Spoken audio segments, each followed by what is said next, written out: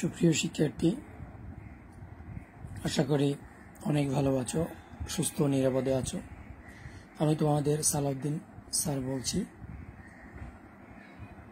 আজকে তোমাদের বাংলাদেশ ও বিশ্ব পরিচয় এর যে কয়েকটি অধ্যায় বাকি আছে সেই কয়েকটি অধ্যায়ের মধ্যে চতুর্থ অধ্যায় নিয়ে আলোচনা করব। আশা করি তোমরা মনোযোগ সহকারে এই ক্লাসটি শ্রবণ করবে, এই ক্লাসটি দেখবে। শিক্ষার্থীরা, বলেছিলাম চতুর্থ অধ্যায়ে বাংলাদেশের অর্থনীতি নিয়ে আলোচনা করব। বাংলাদেশের অর্থনীতি, এই অর্থনীতি ইংরেজি প্রতিশব্দটা হলো ইকোনমিক্স। এই শব্দটি সর্বপ্রথম গ্রিক দার্শনিক এরিস্টটল ব্যবহার করেছেন। এই শব্দটির গ্রিক শব্দটা হলো ঐকোনোমিয়া। এটার বাংলা শব্দের অর্থ হলো গার্হস্থ্য পরিচালনা। তাহলে আমরা জানলাম ইকোনমিক্স ইংরেজি শব্দ, এই শব্দটি গ্রিক শব্দ থেকে আসছে।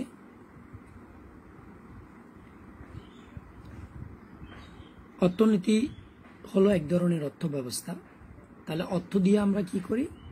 আমাদের জীবনের যেই চাহিদা বা অভাব রয়েছে সেই অভাবগুলো আমরা পূরণ করি। একইভাবে আমাদের ব্যক্তিগত জীবনে যেমন অর্থের প্রয়োজন আছে, তেমনি একটি রাষ্ট্র পরিচালনা করতে গেলে তাদেরও রাষ্ট্র পরিচালনা করার জন্য অর্থের প্রয়োজন রয়েছে। আমাদের বাংলাদেশ যেটা রয়েছে সেটা হলো কৃষি প্রধান দেশ। আমরা জানি আমাদের দেশের বেশিরভাগই মানুষ কৃষিকাজ করে, কৃষিকাজ করে নিজের জীবনটা পরিচালনা করে এবং এই কৃষিকাজ থেকে, অর্থাৎ একজন ব্যক্তি বা মানুষ তাদের জীবনের চাহিদা পূরণ করতে গেলে প্রত্যক্ষ এবং পরোক্ষভাবে তারা রাষ্ট্র পরিচালনার জন্য সরকারকে সহযোগিতা করে বা অর্থ প্রদান করে। তাহলে অর্থনীতি সম্পর্কে জানলাম। এখন আমরা বাংলাদেশে অর্থনৈতিক কার্যক্রম, তাহলে আমরা জানবো। এখন পার্ট 1-এ বলা হচ্ছে বাংলাদেশের গ্রাম ও শহরের অনানুষ্ঠানিক অর্থনৈতিক কার্যকরী। বাংলাদেশের গ্রাম ও শহরে অনানুষ্ঠানিক অর্থনৈতিক কার্যকরী। তাহলে অর্থনৈতিক কার্যক্রম কাকে বলে? মানে যে সমস্ত কাজগুলো আমরা অর্থের বিনিময়ে করি, আমরা কাজ করি, তার বিনিময়ে আমাদেরকে টাকা দেয়, এই ধরনের কাজগুলোকে বলে অর্থনৈতিক কার্যক্রম।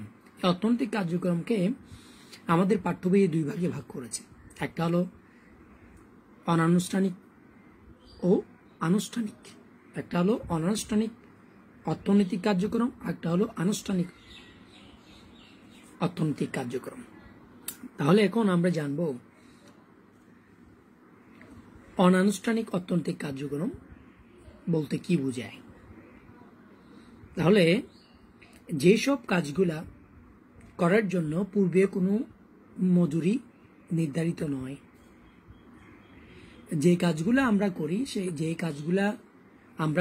সেই কাজগুলার অর্থটা পূর্বে নির্ধারিত নয়, অর্থাৎ এই অর্থগুলাকে সরকার করের আওতায় আনতে পারে না। সেই সমস্ত অর্থনৈতিক কার্যক্রম যেগুলো রয়েছে সেগুলোকে বলে অনানুষ্ঠানিক কার্যক্রম। তাহলে আমরা জানলাম অনানুষ্ঠানিক কার্যক্রম কাকে বলে। অনানুষ্ঠানিক কার্যক্রম হলো যে সমস্ত জন্য অর্থ পূর্ব নির্ধারিত থাকে না, সরকার করের আওতায় আনতে পারে না বা সরকার নিয়ন্ত্রিত নয়, এই ধরনের কাজ যেগুলো রয়েছে সেগুলোকে আমরা বলি অনানুষ্ঠানিক অর্থনৈতিক কার্যক্রম। যেমন বলা হচ্ছে নিজ জমিতে চাষাবাদ করা। দ্বিতীয় হলো দোকান বা ব্যবসা প্রতিষ্ঠানের কাজ। তৃতীয় হলো গৃহস্থালী কর্ম কাজ, হকারি, দিনমজুর। তাহলে নিজ জমিতে কাজ করলে সেটার অর্থটা পূর্বে নির্ধারিত থাকে না, সেটা সরকার নিয়ন্ত্রণ করতে পারে না। একটা হলো দোকান বা ব্যবসা প্রতিষ্ঠানে কাজ করা। কোনো একটি দোকানে বা কোনো ব্যবসায়িক প্রতিষ্ঠানে কর্মচারী হিসেবে কাজ করলে সেই কাজটা অর্থ নির্ধারিত বেতন পেলেও সেই নির্ধারিত বেতনের জন্য সরকার সেই ব্যক্তিকে করের আওতায় আনতে পারে না এবং সেটা সরকার নিয়ন্ত্রণ করতে পারে না। দ্বিতীয় হলো গৃহস্থলী কাজ, মানে ঘরের মধ্যে যে কাজগুলা করা হয় সেগুলা।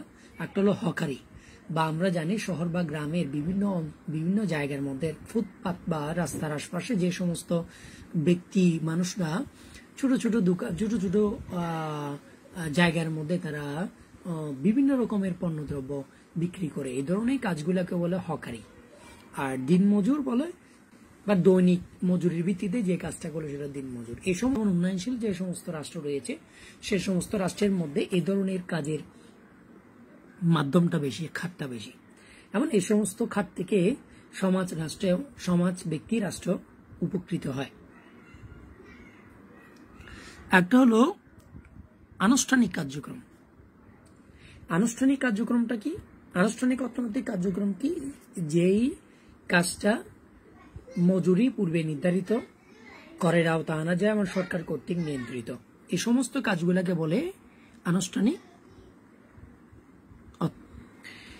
যেমন সরকারি চাকরি করা, স্বায়ত্তশাসিত চাকরি করা, সরকারি, আধা সরকারি, এ সমস্ত প্রতিষ্ঠানে চাকরি যাদের অর্থ বেতন বা মজুরি পূর্বে নির্ধারিত এবং সরকার তাদের করা আনতে পারে এবং তাদেরকে সরকার নিয়ন্ত্রিত করে, এটাকে বলে আনুষ্ঠানিক অর্থনীতি। এবং আনুষ্ঠানিক অর্থনীতিকে আবার দুই অঞ্চলের ভিত্তিতে দুই ভাগে ভাগ করছে। একটা হলো গ্রামের মধ্যে অনানুষ্ঠানিক অর্থনীতিকে একরকম, শহরের মধ্যে একরকম। তাহলে বিশ্বের যে কোনো উন্নয়নশীল দেশের মতো বাংলাদেশেও অর্থনীতি, অনানুষ্ঠানিক অর্থনীতির ভূমিকা সবচেয়ে বেশি। যেমন আমরা গ্রামে একজন ব্যক্তি তার নিজের জমিতে চাষ করে এবং পরিবারের সদস্যদের নিয়ে চাহিদা পূরণ করে সেই চাষকৃত অর্থটা, তাহলে নিজের জমিতে কাজ করার জন্য তাকে কোনো মজুরি দেওয়া হয় না বা সে কোনো মজুরি পায় না। এমন সেই পরিশ্রমের ফলে কেবল নিজের পরিবারের চাহিদা মেটায়, পাশাপাশি সমাজ ও রাষ্ট্রের চাহিদা মেটায়, বা রাষ্ট্র ও সমাজ উপকৃত হয়, বা দেশের মোট একটা চাহিদার বড় অংশ তারাই উৎপাদন করে। মানে কৃষিজ পণ্য বা মানুষের যেই মৌলিক চাহিদার মধ্যে যে খাদ্য রয়েছে সে খাদ্যর বেশিরভাগ চাহিদাটা তারাই পূরণ করে। এবং জাতীয় অর্থনীতিতে কৃষকরা সবচেয়ে গুরুত্বপূর্ণ ভূমিকা পালন করে মনে মনে। পাশাপাশি আরো রয়েছে যেমন কামার কুমোর এর কাজ, যারা হাঁড়ি পাতিল বা ওই দা ছুরি সেগুলা তৈরি করে, ব্যবসা, এগুলা আমাদের অর্থনীতির অন্তর্ভুক্ত। কারণ হলো এই কাজগুলোর মাধ্যমে আমরা প্রত্যক্ষ এবং পরোক্ষভাবে সরকারকে সহযোগিতা করে থাকি। আমাদের অর্থনীতিকে সচল রাখার জন্য এসব কাজ সবচেয়ে বেশি গুরুত্বপূর্ণ। এমন সুপ্রিয় শিক্ষার্থী, আমাদের পাঠ্য বই এখানে 3টা ছবি দেওয়া আছে। গ্রাম অঞ্চলে অনানুষ্ঠানিক অর্থনৈতিক কার্যক্রমের মধ্যে একটা হলো কৃষিকাজ, একটা হলো হকার, একটা হলো গৃহস্থালী কাজ। এখন আমরা অনানুষ্ঠানিক কার্যক্রমের মধ্যে যে বিষয়টা জানবো সেটা হলো শহরাঞ্চলে অনানুষ্ঠানিক অর্থনৈতিক কাজটা কিরকম। শহরাঞ্চলে অনানুষ্ঠানিক কাজটা হলো, আগে বলেছি, শহরের মধ্যে অনেক মানুষ নিজের জীবনের বা উন্নত জীবন, চাকরি বা উন্নত জীবন চাকরি, বিভিন্ন কারণে মানুষ তার গ্রাম থেকে শহরে আসার একটা প্রবণতা থাকে। তার ব্যক্তিতে উচ্চবিত্ত, মধ্যবিত্ত, নিম্নবিত্ত বা বিত্তহীন সকল শ্রেণীর মানুষ বাস করে। বিত্তহীনদের মধ্যে অনেকে আবার ভাসমান বা অস্থায়ী, অর্থাৎ তাদের নিজস্ব স্থায়ী কোনো বাসাবাড়ি নেই।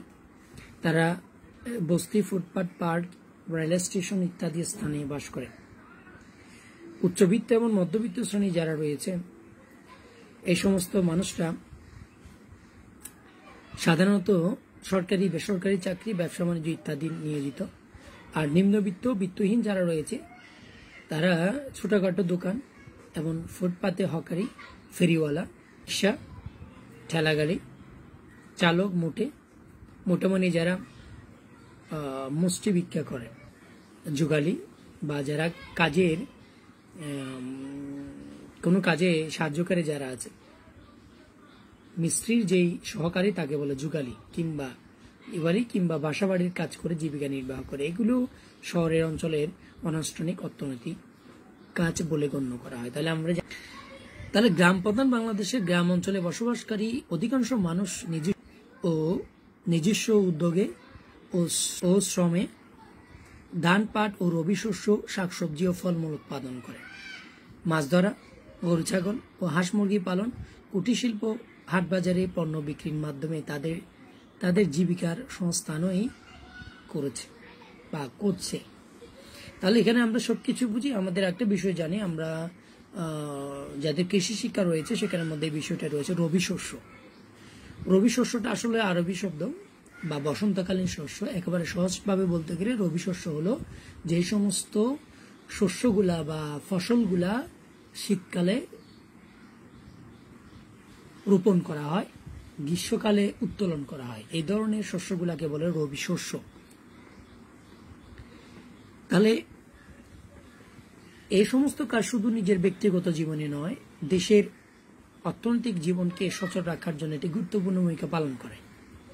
একইভাবে শহরে যারা বসবাস করে তারাও স্বল্প, মাঝারি, এমনকি উচ্চ আয়ের অনেক মানুষও অনানুষ্ঠানিক খাতের অর্থনৈতিক কর্মকাণ্ডে নিজেদের নিয়োজিত রেখেছে। এইভাবে প্রথম থেকে বাংলাদেশের অর্থনীতি অনানুষ্ঠানিক খাতের উপর বেশি নির্ভরশীল।